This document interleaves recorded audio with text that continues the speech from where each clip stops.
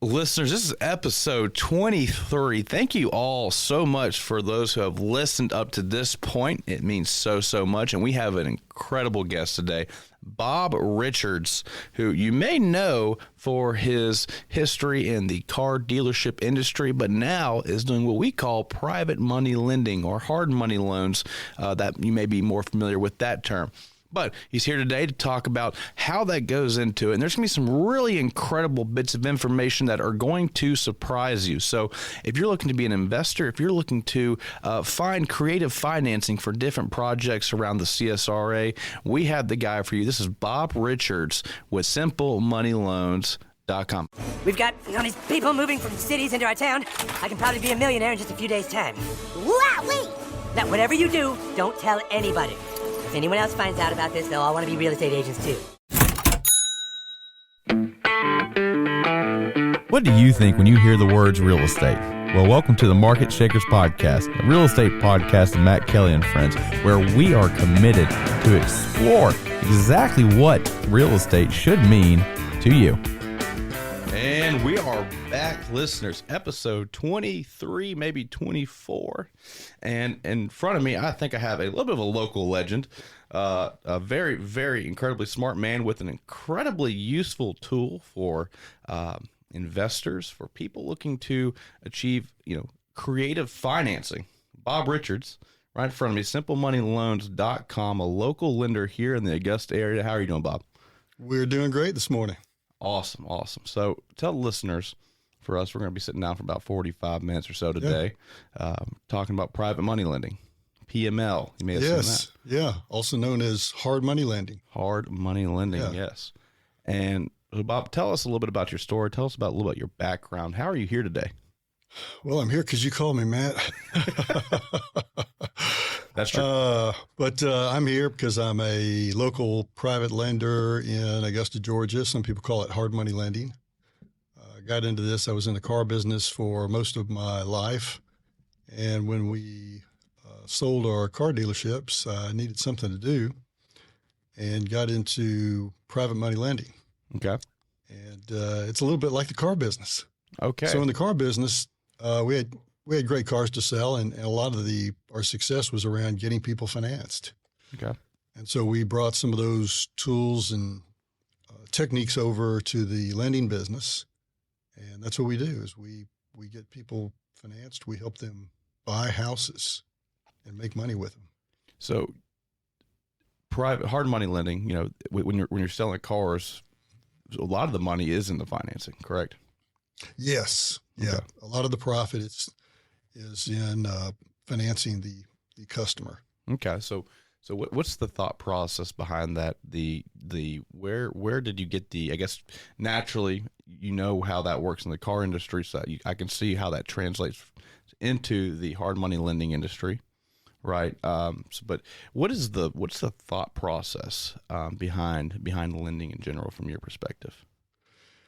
Well, they call it hard money lending very often, and I don't really like that term because I think hard is, it's not the sweetest term in the world, right? It's like, well, what's hard about that lending? But the only reason they call it hard money lending is because you're guaranteeing the loan with a hard asset, which is the house. Mm-hmm. So that's where the hard comes from. I prefer to call it private money lending. That sounds a little more easygoing. I'm a customer of yours. Mm-hmm. And I'll tell you this, and for all the listeners out there, my thought process behind what private money lending was, hard money lending was, before and after, completely different. It's a completely different process than what I thought I was getting into, and it's surprisingly it's a really great product you have. Once you get into the meat and potatoes and you know what you're doing with it, it's a really great product. So, could you tell us a little bit about, if I'm a first time investor, or I guess let's start with this: who is your product best fit for? Any type of real estate investor, or people that just want to do their first flip, or somebody that wants to buy a rental home and have it as a income producing part of their financial plan. So we work with people with no experience. We work with people with a lot of experience. We're here, we're local, we understand the business. We've done flips ourselves. We have some rental homes ourselves. We've really moved away from that business and just gone to the lending because it looks like that's where we can make the biggest impact. But if somebody comes to us and they have no experience, we can help them and we want them to be successful. So I have some older couples that come to us, never flipped a house. Hey, I want to flip a house. How do I do this? And we'll walk them through the process. And then we have some, I call them teams of investors, and we'll keep 5 or 6 houses financed at any one time for them. And they're constantly selling one and adding one. Mm-hmm. So we have a broad spectrum. Okay. So you have a little bit of a coaching or a consultation side of the industry as well. You want to teach people how to do this, so how they do it correctly. Exactly. Okay. So what are some things that you see, maybe some misconceptions that people approach you with that may not be, correct when they come to you at first, and how does that look for that person on the other side? Well, what we find is that people really don't know what a private money loan is. Mm-hmm. They just don't. They know it's a loan, but they don't know how quick you can get it or what you have to do or whatever. So if you're going to buy a house, you can go to a bank and go through that process, but that process is going to take you 30 to 45 days. A private lender really turns you into a cash buyer on a house. So let's say you found a property and it's a great deal and it's $100,000 and you've got 40. Well, you don't have enough to go put a cash offer on that house. Mm-hmm. But if you team up with a private lender, you do. Mm-hmm. So we'll do things like we'll give you a letter of credit, a pre-approval letter. If you call us, you have that property, we will look at that property with you. We want all of our loans to be good for the borrower and for us. Correct. So we've done over 100 loans and never had a default. Wow. Never had a default. Never had anybody get in trouble. And the reason we do that is we make sure that they're buying a good property, that they have enough experience to rehab that property, develop that property, and that they have enough cash to go through it. Now, some people think that they can go flip a house even with a private loan and they don't need any money, but everybody needs money. Everybody needs money. Yeah. So like, Matt, if you buy a house, you're going to have some holding cost. You got to pay the power bill. You got to keep the yard mowed. You got to buy some insurance on the house. Mm-hmm. We look at those as just holding cost. And then most private lenders are going to loan you 70 or 80% of the purchase price. So you need to have the other 20 or 30% of the purchase price. And then most money lenders out there will loan you the rehab funds. Mm-hmm. But there's always some things that come up that you don't realize. So you want to make sure that you've got that 20 or 30%. You want to make sure you have closing costs, which run anywhere from $2,000 to $4,000. And you want to make sure you got a few more dollars to maybe pick up a few things that aren't in the rehab budget. And y'all also do provide some funding for rehab as well, correct? We do. Yes. That's very important. That's a very tricky thing when you're trying to deal with a bank or a mortgage broker is you have this product, you can buy the property, but then you still need cash to get the property turned around and sold, or That's right. turned into Airbnb or long-term rental, whatever you want to do. You mentioned that effectively private money lending can give you a cash position when you're looking to make an offer. Mm-hmm. And I think that was something I didn't think about until I got into the process. And I think it's very important for people to understand, when they work with you, it's a very upfront, there's still forms you got to fill out, and they're very thorough. But it's a more intimate process. I think you called me right into your office before we agreed to do anything, and I thought that was super cool because I'm certainly not going to South State Bank's president's office when I try to go get me a $500,000 mortgage on a house. Right. So that was something that stuck out to me. I thought that was really neat. But cash, while it's still a loan, cash, I tell people, offers a couple things. Security, that the cash is the cash as long as they've shown the proof of funds. It provides convenience, right? There's There's no, there's typically no appraisal process that goes into it. There's not going to be any required repairs, and then it also provides speed.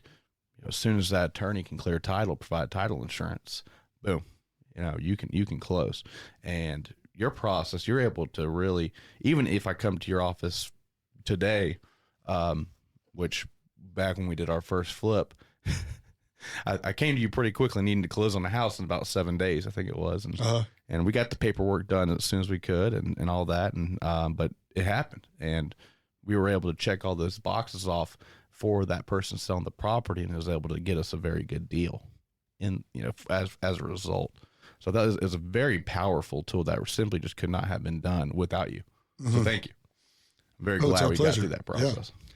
Yeah. And you did a great job on that flip. we did. You really did. You made good money in it, and you turned it quickly. Yeah. Yes. So turning it quickly, I think there's we go about this, what the money loan is, the terms of the deal.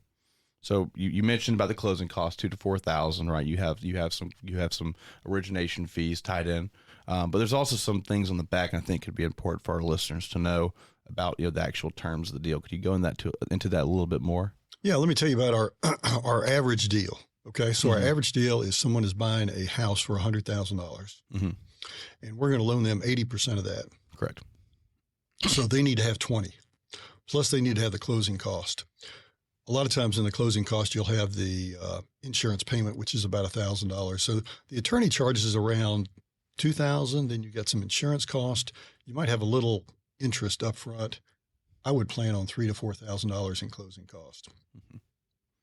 So the borrower at this point needs $24,000. Now we can close on the property. Okay. The borrower will give us a scope of work, what he's going to do to the property, what it needs. Our average rehab is about $35,000. So we will loan that also to the investor. We do that in draws. So as he's completing the project, we are sending him money.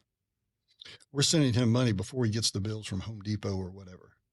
Now his laborers probably need to get paid on a weekly basis, but we're getting him money in plenty of time to pay his bills. Okay. And so interesting. What that loan looks like is really, since we're loaning 80 and 35, we're at $115,000 loan. The client is putting in $25,000. So we have a total of, what is that, Matt? 130, 140, 150. After the fees? Yes. Got about $150,000 in the house. And most of our investors will flip that house for 180, 190, sometimes 200. I think we were right at 190, 185. I think we after a few extra repairs we had to make 185. Our realtor, terrible, made us agree to $5,000 in extra repairs. I don't know what he was doing. I was like, he's just sitting there twiddling his thumbs. Yep. I was the realtor. Anyways, I got you. So, well, let's talk about this for a second. We've actually had a lot of guests on the podcast that have worked with you, and I know you wanted to kind of give them a quick shout out for their business and such. I did. I listened to a couple of your podcasts before I came in, and I noticed that some of my mentors and friends had done a podcast with you before. So, Wright McLeod has helped me tremendously. He really got me started in the business. Okay.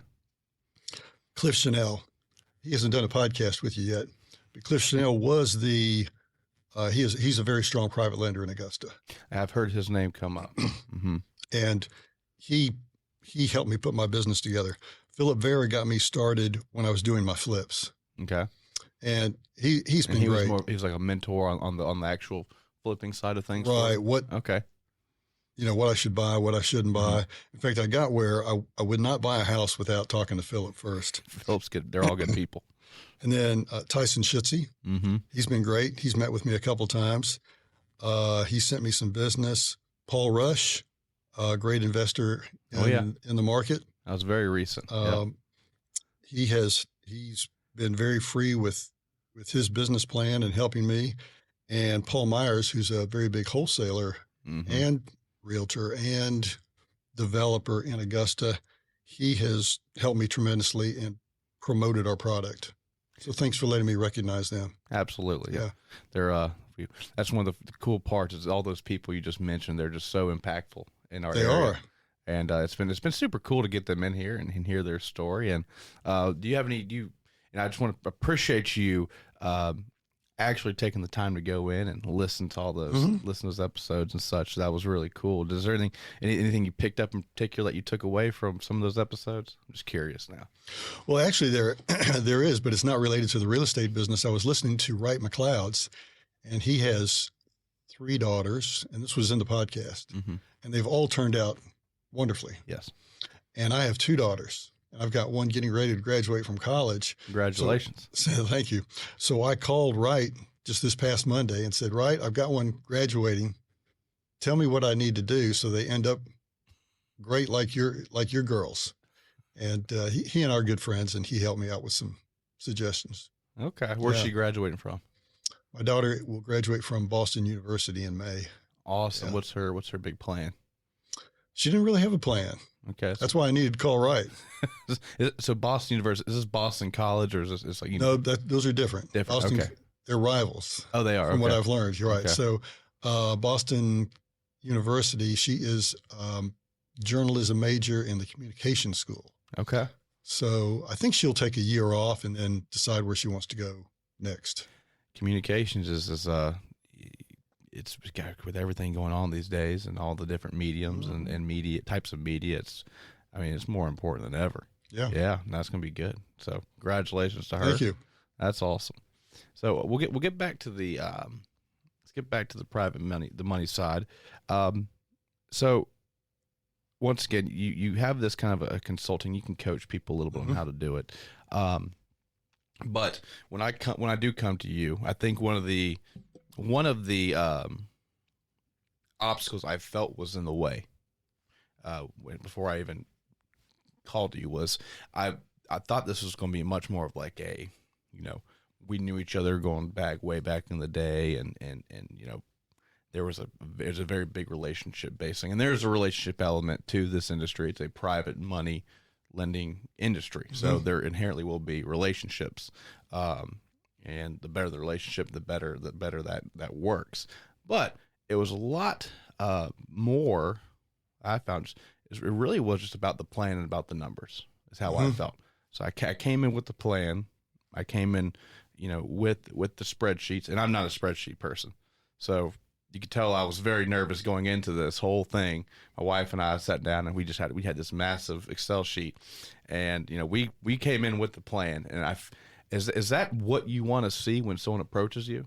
How do I if I've never met you before, if I've never met any private money lender, and I need to approach you for the first time, how as a consumer do I make that as strong an introduction? How do I make as strong of an introduction as possible?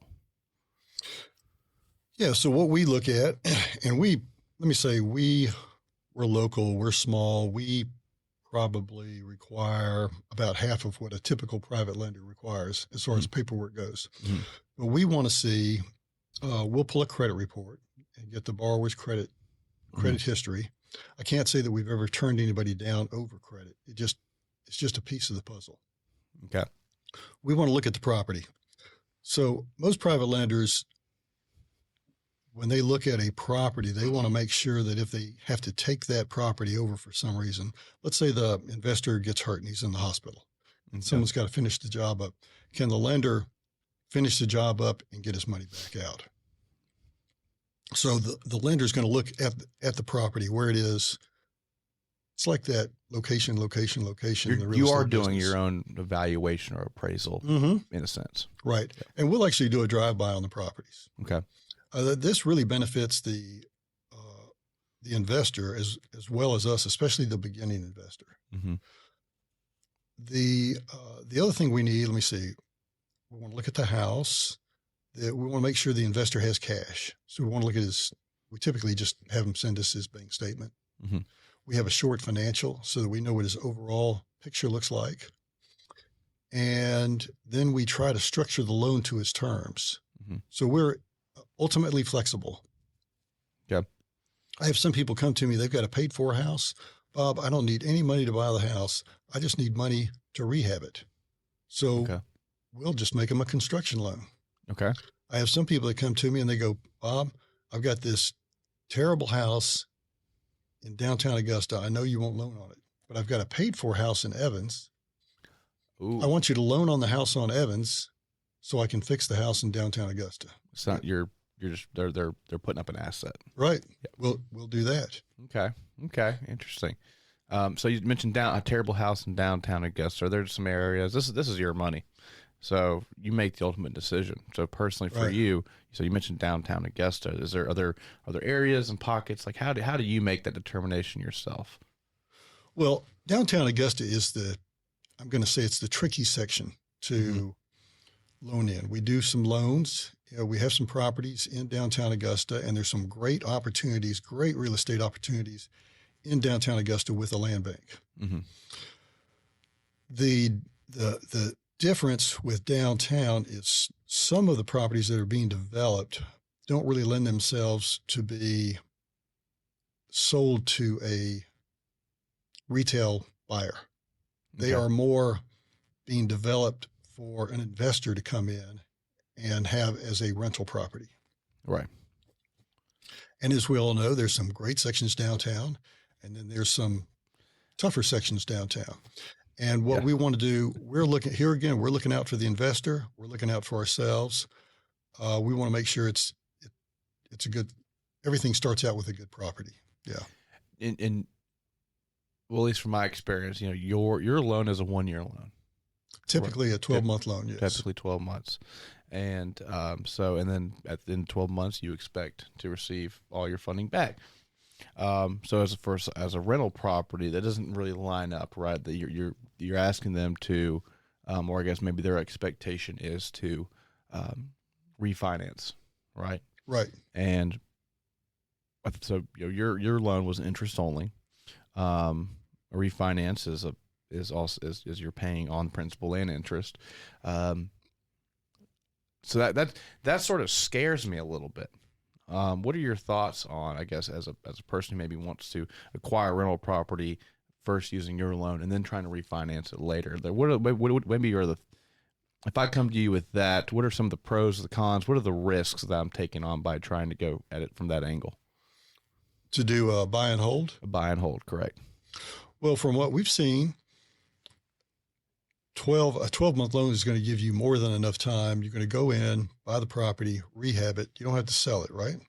So you're going to rehab it. You put a renter in it. Most of the banks that will refinance you out will ask you for 2 to 4 months worth of rental income, and then they'll refinance you out of the property. Now, our loans are 12 months, but we extend a lot of our loans. Okay. So if the market got slow or you got slow on the project for some reason and you needed to extend, we extend loans on a monthly basis. And we're ultimately flexible. So because we lend our own money and we don't really answer to a big company, we have some 24-month loans out there, some 36-month loans out there. I actually extended a 36-month loan the other day. Okay. So, is that something you can go into? Why would I want to extend on a 36-month loan? You got behind. Only. Got behind. Got behind. Okay, yeah. That's fair. Okay, but it's interest only, so for you, the money's still working. Right, and this guy has a lot of projects going on, and it just got pushed to the back burner. So. I got you. One of the things I picked up on I didn't think about was, and this is for the listeners, something that I didn't get a rehab loan on mine. We bought the home and then we used our own funds that we had remaining to rehab the property. I had a strategic partner, and that took care of the roof, which was a big item, had a flat roof, so the roof was never going to be cheap. The person who bought it has probably the best shingle roof you could possibly get on that thing. We went a little overboard on it. Which worked out great. We were able to market that, and I think that's why we were able to sell it for a little bit more than we thought. But it's a surprisingly affordable loan. That was the getting you paid every month was the least of my worries during the process. Good. What we did not expect, I guess what the spreadsheets just don't tell you is, especially as a realtor, someone in real estate who's relying on commissions and things like that, we had a lender who had about 4 of our closings, and we talked about this a little bit over the phone. 4 of our closings got pushed back due to a cybersecurity attack. And one of the things we never really thought about was cash flow during the process. And so it put us in a bit of a pinch towards the end of January, beginning of February, because we said, "Oh, That's right." and you called me, right? I called you. I said, "Bob, we're going to have to wait." So I guess as a little bit of advice for any of the real estate professionals out there who are looking to get into this, and we knew we were going to be okay, but we knew we were going to be tight, and that really that really put us in a very uncomfortable and unfamiliar situation. So for those listeners, I would say your cash flow when doing any kind of flip is extremely important. Think about where your income is going to be. Think about the buyer who all of a sudden, when you think you have that contract, they're going to, that buyer may ask you to repair $5,000 worth of items before they're willing to close on the property. So it's just some little tidbit I wanted to throw in there. Yeah. But your product is extremely affordable. Now it is interest only, so you're not building principal or anything like that. But for a $100,000 house, it really isn't a whole lot of ask out of the consumer. So I think that's something I really enjoyed. I didn't know that was going to be part of the product before I got into it. Before I really got into it, so that was great. The nice thing is it's interest only, so you're only paying interest, which keeps your payments keeps your payments down. And I think you called me on that deal, and I think we just deferred the last payment. We just deferred it because you had some commissions that were tied up, and we said, okay, no problem. You got a close date. We'll just defer it, and we can just make those decisions on the spot. Yes. Maybe not so with some other people. Right. So thank you. You also, something that I didn't think going into it that would be possible is when you and I spoke a little bit, but you're also looking for deals. You're also looking for partnerships throughout this whole thing. It naturally brings you into this industry. So, tell somebody maybe like what are things that you would consider investing in? What's your buy box?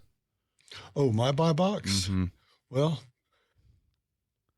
I'm going to buy anything I can make some money on. That's fair. That sounds good. I guess I have partnered up with some. Let's talk about. Maybe I can answer it this way. So we have made loans as low as $30,000. We've made loans as high as $900,000. We, all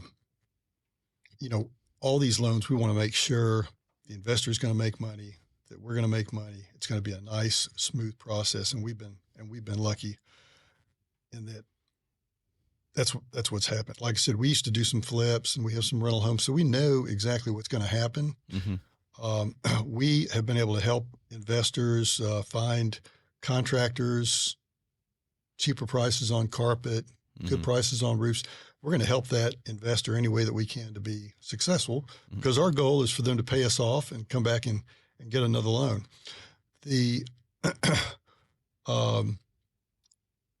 And like I said, we're ultimately flexible. So if someone says,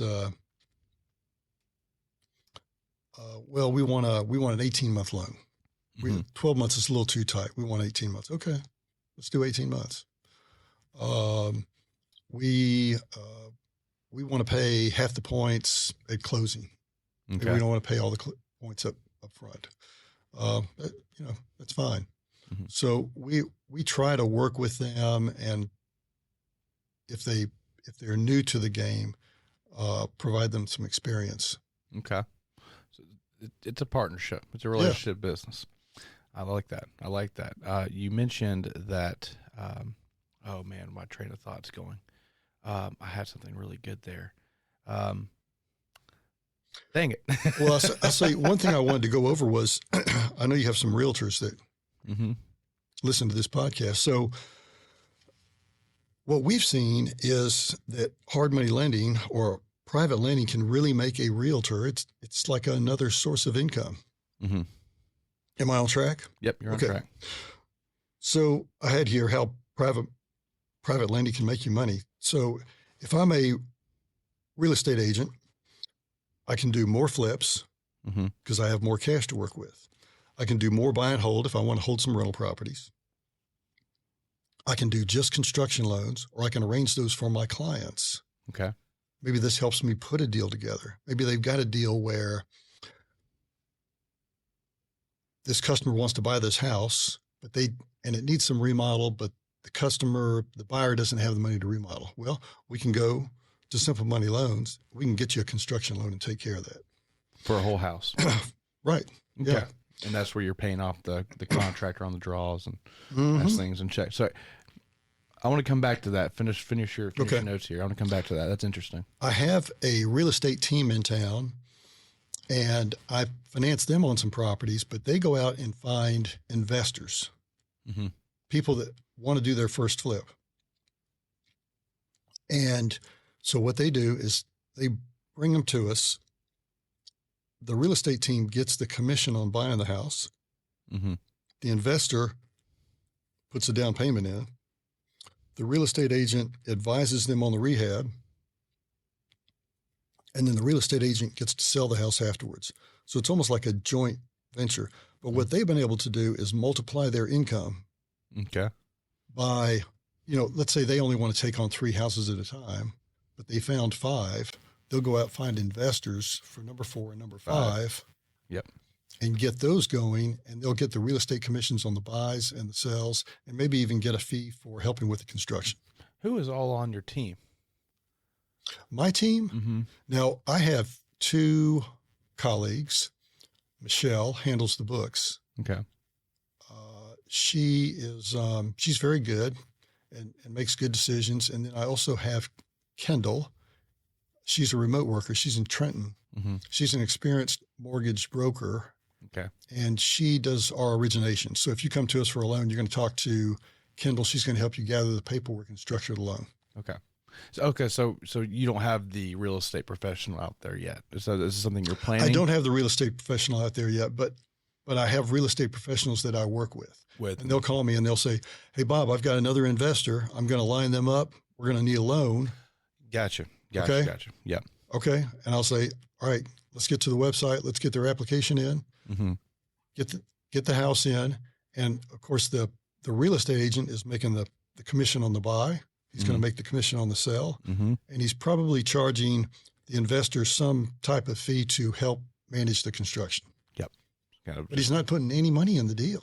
No, but he's getting 2 commissions. Yep. Yeah. And maybe some kind of retainer fee, some sort of finder's fee, whatever he can negotiate. Right. Or she can negotiate. Yeah. So you said something, and so I remember my last question too. I grabbed it back out of the universe. But construction loans, that's interesting. So I have very little knowledge on how the money moves in construction, but I do know that there's sort of like checkpoints that a builder can draw upon. So are you loaning to builders, or are you loaning to the person who is hiring the builder, or both? No, we loan to the client that bought the house. Client that bought the house. He pays the contractor. Okay. So you're not having to go out there and check on the property for checkpoints and things. Sometimes like that. we do, not very often. We had our biggest construction loan has been about $300,000. Okay. We did keep up with that one. Most of them are smaller. We try everything about our business. We try to be fast, friendly, and simple. Simple money loans. Simple money loans. So when you have a construction loan with us, this is what we say. Okay, when you start the construction, when you've got $10,000 worth of work done, you email us or text us what you've done. Snap a few pictures of your progress. We'll have you a check the next day. I like it. And then you can pay your contractors on that. Right. Wow. Okay. That's interesting. I'm very glad you brought that up. We discovered that because I did not know that was out there. That's not a big form to fill out. We want to make it easy. Yeah. And they can finish on their product, and then whether it's a 12, 18, or 36-month loan from you, then they can go and get that paid off the way they can go work with somebody else to get that paid off. And I like that. I like that a lot. Big topic right now. It's been a big topic for last 3-4 years, interest rates. Okay. Your interest rates are higher than a bank. I think it's one of the, I guess if you had to have a con, the interest rates are a little higher, but it's not supposed to be a long-term loan anyways. So it's sort of how this works. Do your interest rates, how do they fluctuate, or do you have is your model based on that number? How does that work? We've never raised, even though rates have raised, we've never raised our rates. So we charge 1% a month, which is 12% a year. Yep. It's probably on the lower end of what private lenders charge. Okay. We are experimenting with a product where the borrower or the client would not put any points down, but we charge 15%. Okay. The points, that's like your origination fee. Right, origination fee.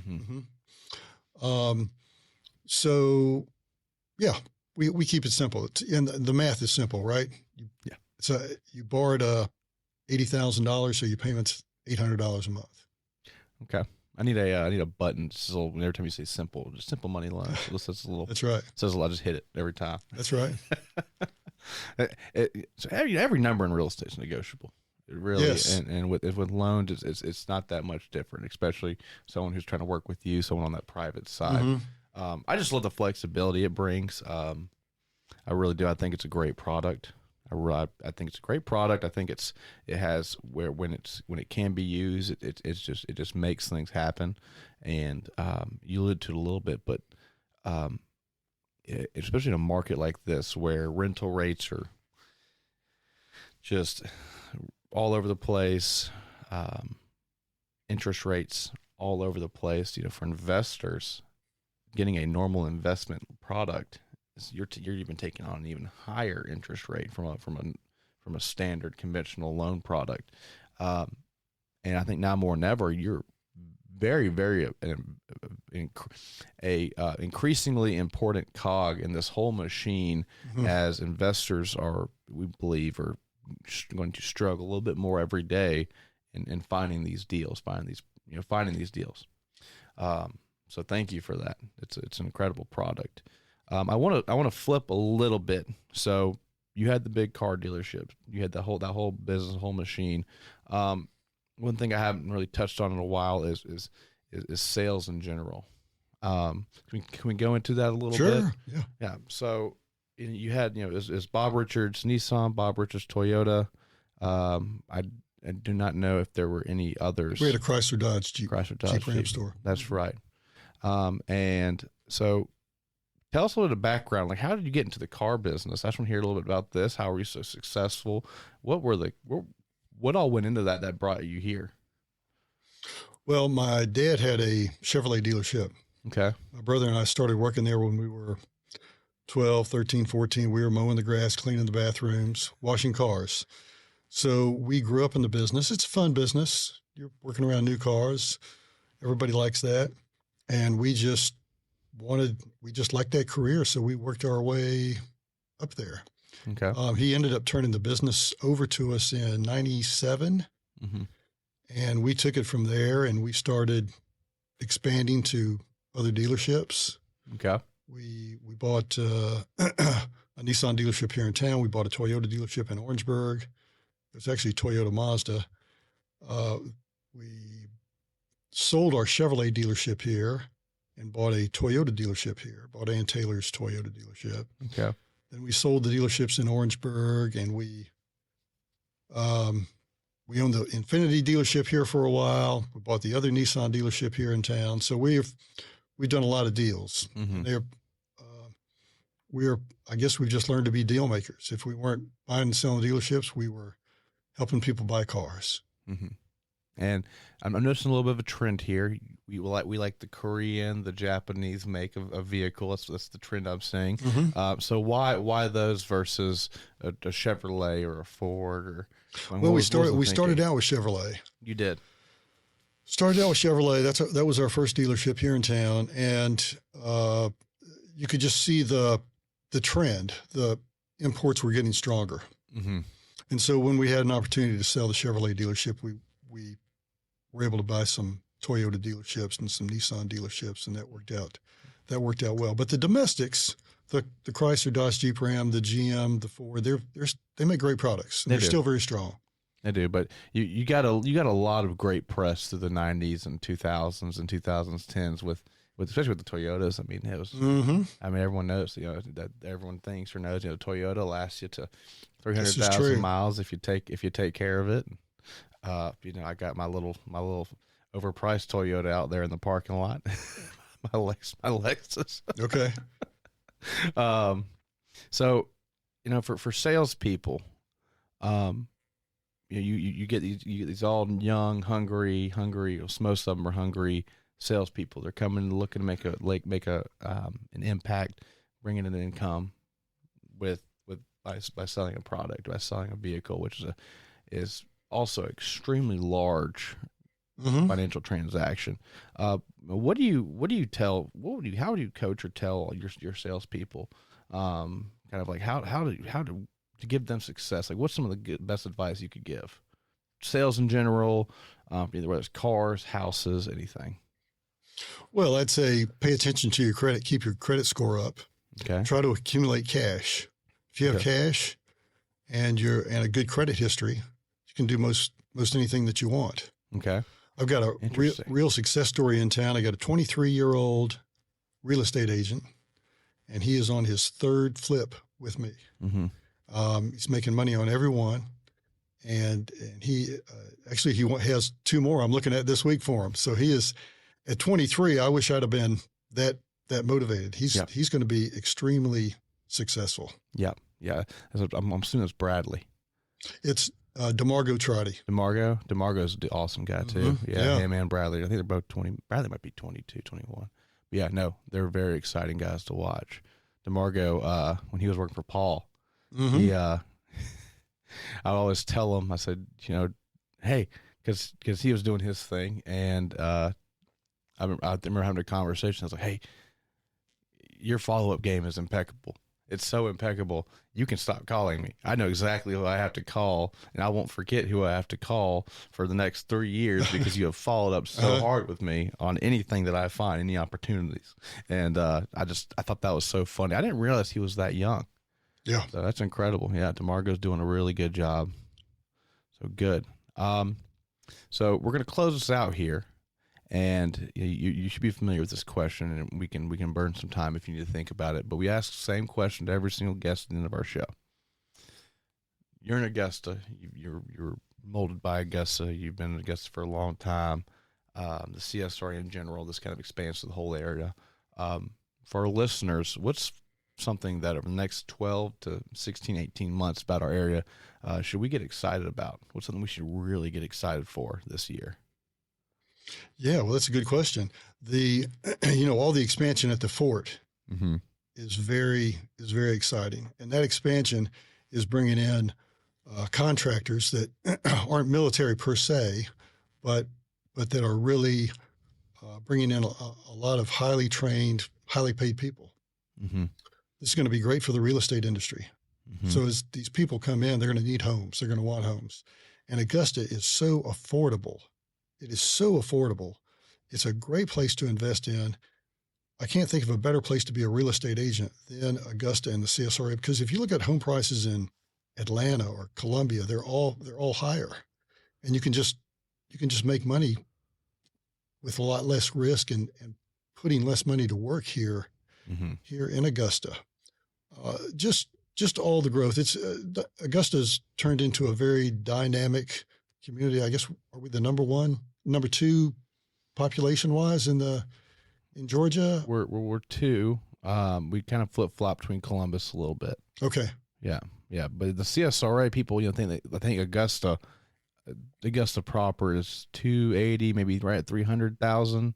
But the CSRA and it's a sort of a big, very, I don't know the exact border, but there's well over 1 million something people in our area, and I think it might be 2 million. And you're going out to McDuffie and Burke and Edgefield, Aiken. I forgot the county that's right underneath Aiken. We call that McCormick County. Might be. Can't think of it, but Edgefield. No. it's Edgefield, Aiken. Don't ask me down there. It's way too far of a drive. I don't want to sell a house. But I think when you circle all those, it's well over. I think it might be 2 million, 2.3. I could be very off on that, but it's a lot more people than we think. Yeah. And so that's a great answer. The higher paying jobs that comes with the Eisenhower and what they're bringing. So that's a fantastic. That might be one of my favorite answers we've had on this show, I think. Good. So I appreciate that. Bob, thank you so much. If I do want to reach you, if I want to reach out to you, how's the best way to do so? So you can go to our website, simplemoneyloans.com, or you can call us at 706-306-4602, and we'll get you started on the process. Awesome. I love it. Bob, thank you. Matt, thank you very much. Appreciate it. Yes, sir. That's a wrap. And this has been another episode of the Market Shakers Podcast. If you like what you heard, please subscribe on the platform of your choice and do not forget to leave us a 5-star review. Once again, we'd like to thank all of our guests, and we'll see you next time. Thanks for listening.